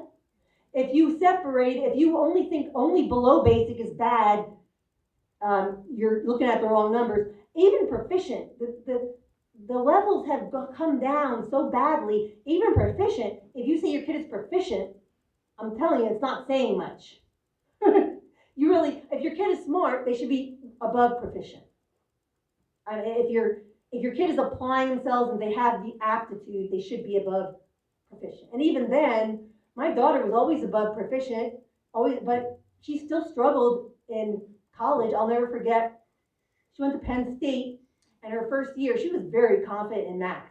And she registered herself for this high-level math class. And she told me a very interesting story. When she went in there and she registered for this math class, there was a bunch of Asian kids in the room. I know this sounds like stereotyping, but it's so true. There was a bunch of, like, I don't know, Chinese, and like they literally laughed at her when they saw what she was signing up for, like, oh, that white girl can't do it. And my daughter's half Japanese, so she's not really white. but they laughed, and she told me, she goes, Mom, those girls laughed at me. I was like, you can do it, honey. You had 2 years of advanced AP calculus. She goes, I know, I can do it. She bombed it. But I don't know if it was because she was partying too much, or it was really, but she said it was really hard. And she told me she tried. I'm not sure if I believe her, but anyway, I felt sad that she failed at that, because she always felt very confident about her math ability. But she got A's in her calculus classes. Like, on paper, she looked ready. So whose fault was it? Probably a combination. I don't know. But there was only like 6 people in her second calculus class. But those Chinese kids were, I guess, they knew what they were talking about. Those Chinese kids, they come here and they're ready, man. They're serious about science and math, and they pay cash. Yeah, they're serious. They're not like our kids. Our kids are serious about part. I shouldn't say all kids. It's not fair, but our kids are easily distracted. Yeah, they are. And I'm not saying the way they do it in China is right either. They're on the other extreme, right? Their kids are deprived of a childhood practically. Because in China, only 10% of the kids get to go to college. Did you know that? The top 10%. So that's why all those kids are coming here, because you got to figure the next 10%, they're still pretty good. And there's a lot of rich people in China now. They pay cash, and they come here and they send their kids here too, and they all know English. So they come here and they get, and they're in the math classes. At least somebody's doing good at math. But it shut just, off. it irritates me that it's not our kids, I right? wonder where that was. This is America. Limit is. How are we gonna stay on top of the Limit world is you're if going our 2 kids hours in one video. are cutting the grass of the engineers that are coming Bless from them China? heart. And that's what I see out there. I see American kids cutting the grass of the Indians and the Asians that are all